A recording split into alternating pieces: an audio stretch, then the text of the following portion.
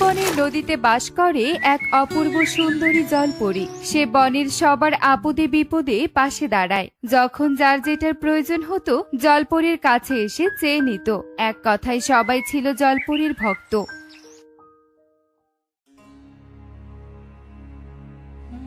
জলপরি, জলপরি, তুমি আছো?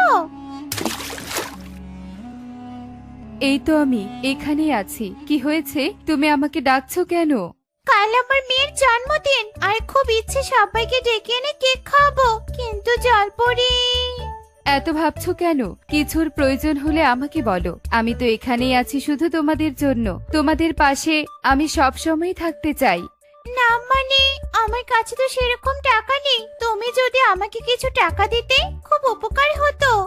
ও, এই ব্যাপার। ঠিক আছে, এই নাও, এখানে কিছু টাকা আছে। আর হ্যাঁ, ঠিক সময়ে এই টাকা ফেরত দিও, নয়তো তোমার কোনো ক্ষতি হতে পারে। তা নিয়ে তোমাকে ভাবতে হবে না জলপরি, ঠিক সময়ে তোমার টাকা ফেরত দিয়ে যাব। এরপর সখী টাকা নিয়ে খুশি মনে সেখান থেকে চলে যায়। আর জলপরি আবারও নদীর তলদেশে চলে যায়। অন্যদিকে পাশের বনে টুনি ও তার মেয়ে টুনটুন এক ছোট্ট ঘরে বাস করে। টোনা না থাকায় টুনি অনেক কষ্টে তার সংসার চালায়। আমি না নুন ভাজা খেতে ইচ্ছে করে না, আমাকে একটু ভালো মন্দ খাবার এনে দাও না মা। মারি, আমরা যে অনেক গরিব। তোর বাবা চলে যাবার পর থেকে আমাদের দুর্দশা চলছে। তাই বলে কি আমি কোনোদিনও মাছ মাংস খেতে পারবো না? এসব খেতে আমার একদম ভালো লাগে না মা। হে সৃষ্টিকর্তা, তুমি কেন আমাদের এত গরিব বানালে? আমি যে আমার মেয়ের কষ্ট আর সহ্য করতে পারছি না, তার কোনো ইচ্ছে পূরণ করতে পারছি না। মারি, তুই মন খারাপ করিস না মা। আমি এই শাড়িগুলো বিক্রি করে যা টাকা পাবো তা দিয়ে তোর জন্য কিছু একটা কিনে নিয়ে আসবো, কেমন? সত্যি বলছো মা? সত্যি? হ্যাঁ রে মা, আমি সত্যি বলছি। আচ্ছা ঠিক আছে মা, আমি তোমার অপেক্ষায় থাকবো। টনি তার মেয়েকে কোনো রকম সান্ত্বনা দিয়ে শাড়ির ডালে মাথায় নিয়ে বনে বনে ঘুরে শাড়ি বিক্রি করতে থাকে।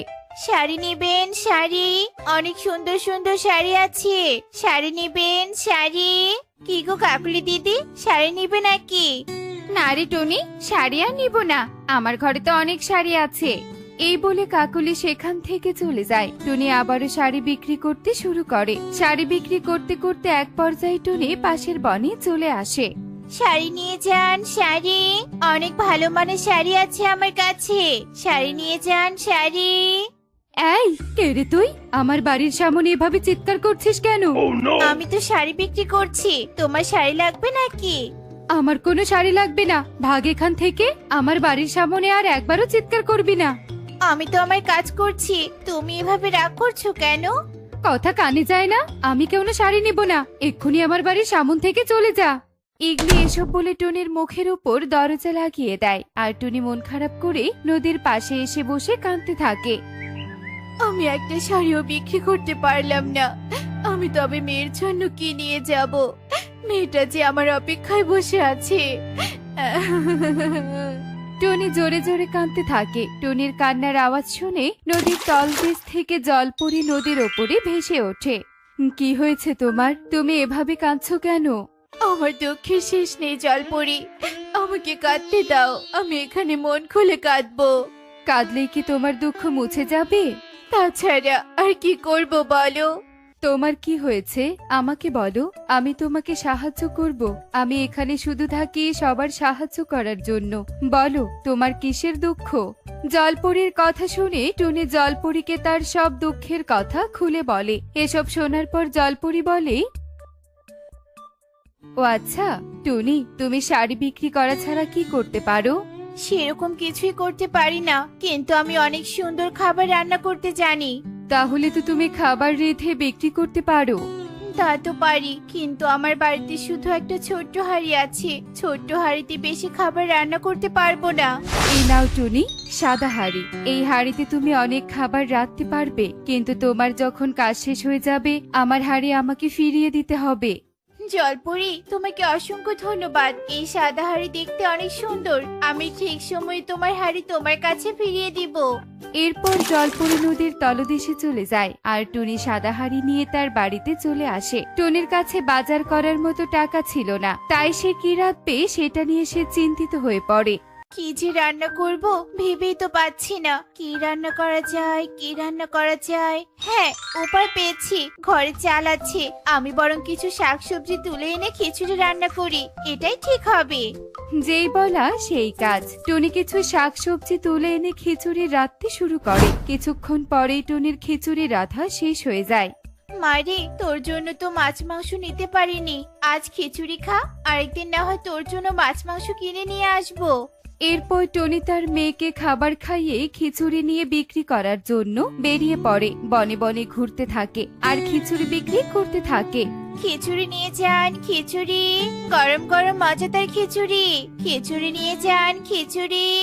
এই টনি, দাঁড়া, আমাকে খিচুড়ি দে তো, দেখি তোর হাতের খিচুড়ির কত স্বাদ। দিয়ে দিদি, এই নাও খিচুড়ি, খাও।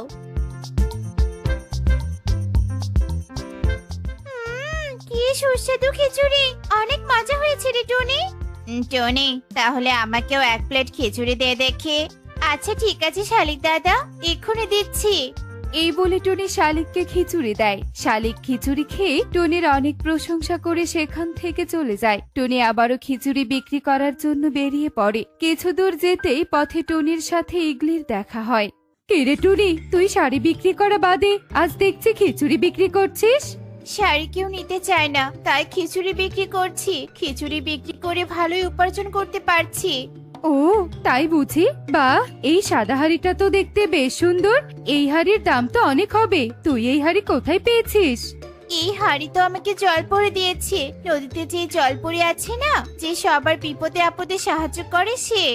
এত দামি হাড়ি জলপরি দিয়েছে, তাহলে তো আমাকেও সেখানে যেতে হয়। আমিও জলপরির কাছ থেকে হাড়ি নিয়ে আসবো। আচ্ছা ঠিক আছে, যাই, আমার আবার অনেক কাজ আছে।